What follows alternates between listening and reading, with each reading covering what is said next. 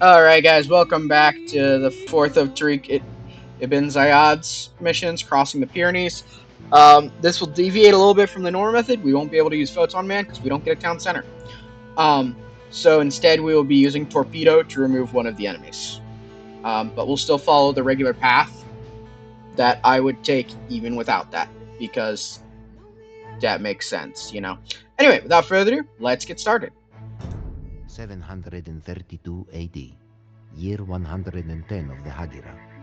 After many years, our people have finally found another glorious leader to follow.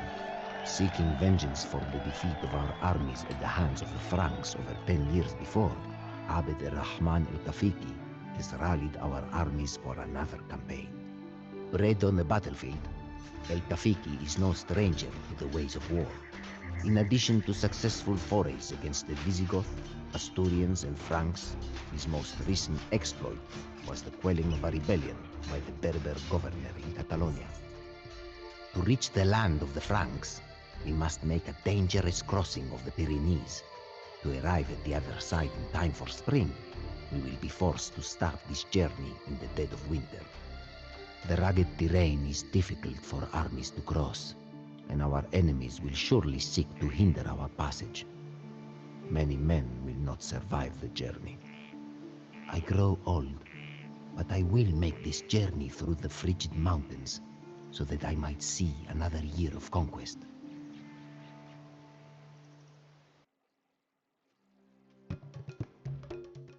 Alright. Abd ar-Rahman al-Ghafiqi. He's gonna be Rahman from now on. 15-year man and at least one supply cart must reach the Umayyad camp north of the Pyrenees. Hint: navigating the terrain Pyrenees is difficult. Get accustomed to tight mountain passes and adapt your strategy accordingly. Enemy fortresses nestled in the mountains are nigh impregnable. If you encounter one, turning around and finding another route is the best course of action. Yes, 100% if you're playing this without cheats.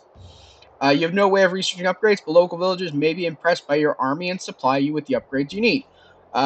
One path gives you offensive upgrades, the other path gives you defensive ones. I tend to take the defensive ones because it's slightly easier to do. If you want the offensive ones and are really good at microing your troops, though, you can take the offensive path. Then I'll show it on that. Protect your ranged units. Their tactical value increased exponentially in this land of cliff paths and narrow passes. Throughout most of the map, the high walls of mountains will protect your troops from the worst of the elements. Cliff passes, however, are treacherous and exposed to the harsh winds. Units lingering in them for too long will begin to suffer damage due to exposure to the cold. So, that. Scouts report. Our army, yellow, is assembled near a local village. Objective is to cross the treacherous region and rendezvous with the Umayyad soldiers, who have made a camp north of the range. A few local villages, which are gray, dot the map, overlooking important junctions and mountain passes. Their location makes them apt resting places, but seemingly little more.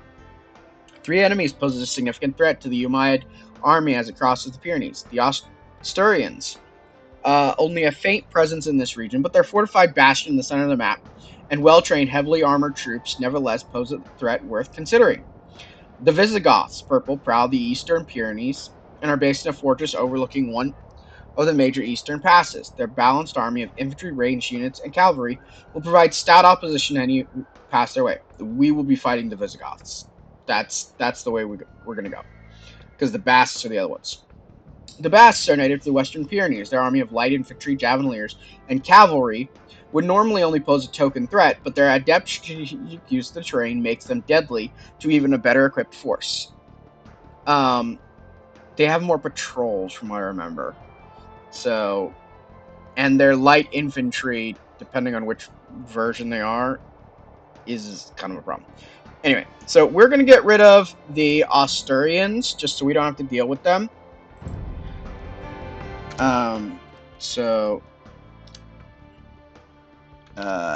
Torpedo. And the Asturians are number 4. So, 4. There we go. Passes through the Pyrenees are treacherous and crawling with enemy troops. You have a long and trying journey ahead of you. Brace yourselves for frigid winds and be wary of enemy ambushes. We must reach the Allied camp on the other side of the mountains before the cold of winter claims us all. So we're trying to get all of our archers. So I grouped him with the things that have to survive. I'll be 100% honest. Because we were told he has to survive. So, obviously, I don't think... Yeah, all you guys are just regular units. And then I put all the... So, I put all the skirmishers and crossbowmen with the infantry. Because the mobile archery is what I deemed more important. And then this group was my group 3. So that it assured that I had 15 units all the time. So, and then this group was my group 1. And they kind of were the front facing that tanked things. And then this was my group 2. Now, depending on which way this decides to read this, either we don't have to deal with the mess that's about to come, or we will. I'm going to hope it's we don't, but I don't think I'm that lucky. Okay, so... Yeah. So it looks like we don't have to deal with as much of the issues. Because normally there'd be a red army coming in from this side to attack us, but it doesn't exist anymore. So we actually survived with no casualties. That is great. Okay, so following a trail along the outer edge of this is how we will go versus the Visigoths. If you take this path instead, and again wind around the outside edge, you will fight the Basques. And I don't remember what race the Basques are, but they're annoying, which was enough for me. So this is where we definitely want all of our units on defensive stance, because we don't want them running off and getting into a confrontation.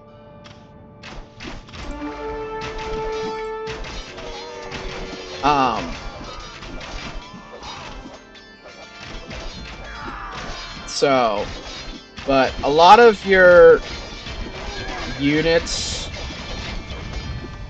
can just tank the damage in some cases. Like, we have Hussars, which was great. So glad we have Hussars, comparatively. We're gonna avoid that patrol. If you go up that way, you'll hit their main base.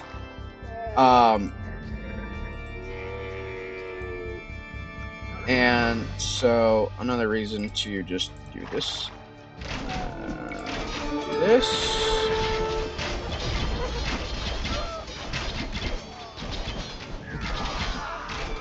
Okay. Still haven't lost anyone, so we're doing pretty good. Yeah, you're just kind of trying to move your way around the map. And again, I have so many more units because I didn't have to fight red. And feel free to rest. Our blacksmith will upgrade your armor. So normally you'd have probably 10 or so units less.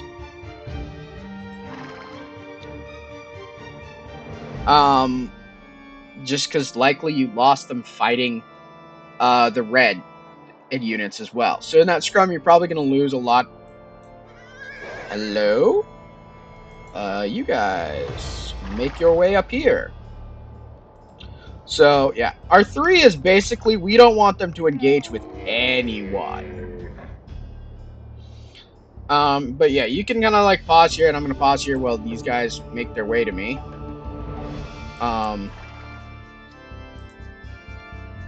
So yeah, so this is kind of where Purple's hometown is. Here is where Red is, and then the main Basque stronghold is right in here. So that's 100% the reason why you are taking the outside edges. Okay, kind of wondered why this was a little small. Okay, so we just continue, you know, our same attack move, because we do not want to have to worry about hardly anything. We are nearing the open face of the mountain. Yeah. Let us traverse this pass quickly. lest the cold winds sap us of our strength. So this is where we're gonna get a little rough, because there are a bunch of archers there, and they will absolutely eat our units alive. But we're just going to go as quickly as we can up this way. And this is like the only time I actually put attack move on these guys, because we need to book it through here. Because every second they're in here, if they linger at all, they start losing HP fast. Like, I don't really like the fact that these guys are just standing here, but this is the most efficient way to do this.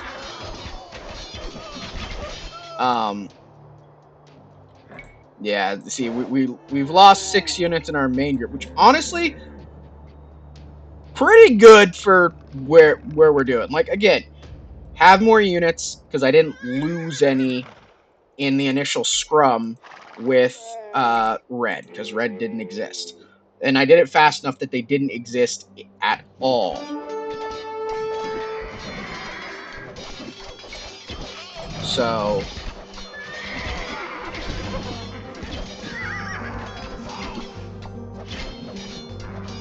but we're still in a mountain pass as far as I understand, which is why we're still just booking it. Like, yeah, that's... You're gonna move right to there. So...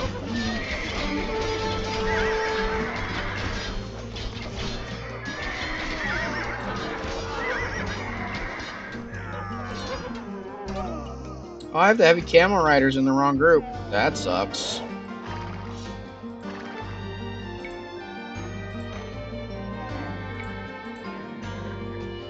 Okay. If we get down low enough, we might just make one group.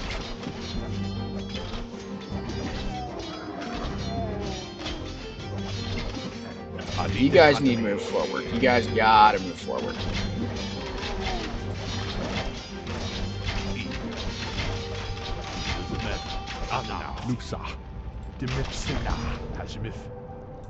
We have few enough that we have... Yeah. We have braved that horrid mountain pass. Onwards. Okay, so one has become a consolidated, and he's just gonna go join what is now 2. Because we've lost enough units that we just have to do this. So...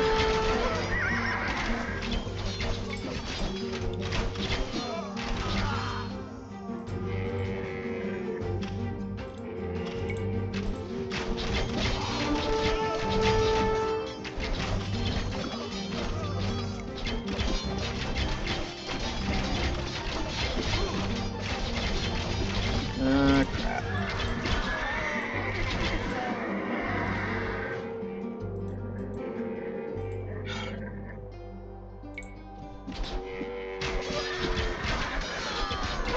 I don't remember. Nope. Okay. So you can avoid killing this outpost if you want.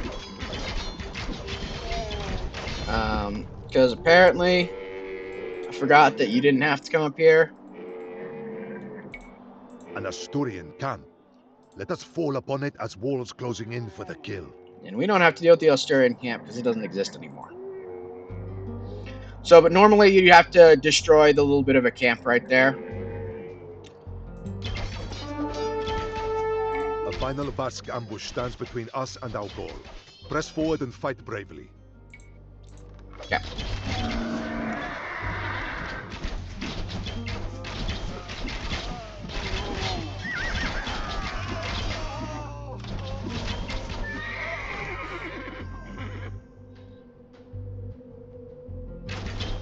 So yeah. Basques just have a lot of halberdiers, more so than the Visigoths. That's why I like to choose the Visigoth side. We have braved the cruel wintry weather of the Pyrenees. Let us make camp, eat, rest, and then continue our conquests. Good work, men.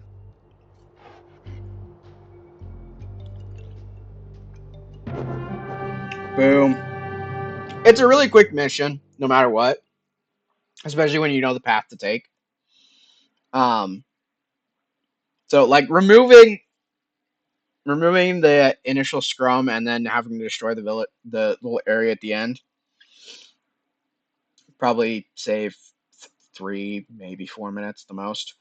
So I'll show the other route after this. I have not endured such a trying journey in the entirety of my life. The cold and cruel winds were like nothing I have ever experienced.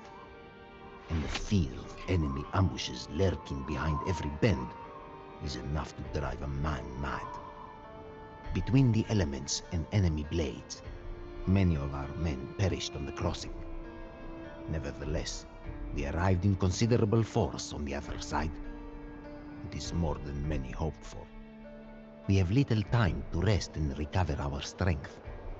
The Franks will not lie waiting forever. Yeah. Okay, so we're gonna go over this and I'll return to the map and I'll talk about the Barber side. Okay, so our military did great. We killed the most units. We only lost 14 units, which is not bad at all. Much higher if we'd had to fight the Asturians at any of their locations. So they had 230 units. Economy didn't exist. Tech didn't really exist. We explored a bit of the map. Research count definitely was held by the Asturians, though. Society didn't matter. We had 3 villagers, I think. So, stayed pretty consistent. Alright, turning to the map, though. So, the Asturians held this whole area, and they had multiple castles. Like, it was bad. Okay, so, starting out, though, if instead of going this way, you come this way, you don't go up here, because there's a fortress, like, or a castle, like, right here, and then multiple towers and stuff. You come down here, and there's Basque patrols in this area. So here's the first one. So, halberdiers, the throwing axemen is what's really the issue. Because they're great versus infantry. And so, they're really solid mix to have with the halberdiers. So then you continue along this way, come up here, and again, halberdiers mixed with throwing axemen and elite skirmishers. And a knight, just a great unit composition.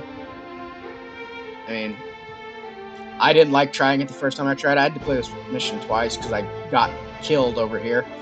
Because you engage these guys, and if this group isn't over here, when you try to go by here, they all mug you. This tower mugs you. These guys all flood in.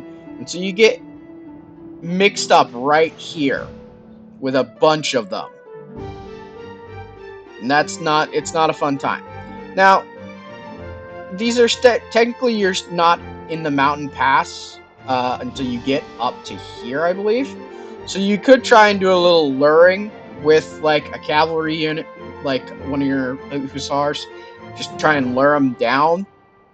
But the lack of monks and anything else really makes dealing with an ambush like this not fun. And then you come around, destroy another tower. I think you have to destroy more towers too. And these are, you have to destroy many more towers. So then you come here, and they give you, I think, Bodkin Arrow and, Bodkin Arrow and Blast Furnace, or Bracer and Blast Furnace. Anyway, and then so you continue up, and then at this point you're switching to more of what we were facing on the opposite side, just kind of a loose complement, throwing axemen, light cavalry. Then just a bunch of light cavalry and stuff, and avoid getting anywhere close to here, obviously, because you see the giant army here. So you have to hug the wall here, coming up, take out another group with knights and stuff, another tower, and then weave your way around after to deal with them. Weave your way around, another group there, around, this group here, and you still have to deal with the Asturian base here. So, all in all, the Basques, they were the Celts. The Basque route is a lot more treacherous in comparison, whereas the Visigoth route is fairly simple. And it's not hard to avoid the enemy as much. And I think we had to destroy 2 watchtowers versus I think there's 5. So just, weigh your options if you're doing it. But yeah, so that was this. So yeah, we had it good. So yeah, thank you guys for watching. Hope you enjoyed it. It was helpful for someone, maybe, depending on which route to take. I'm sure some hardcore people will take the Basque route for the damage upgrades, but I like being a little safer. So, anyway, thank you. Everybody have a wonderful day. We'll be doing the last mission next, Razia. So, and we should be back to being able to use our photon men. Shouldn't be an issue. But like I said, we didn't get a town center for this one. So, yeah. Anyway, thanks. Everybody have a great day. Bye.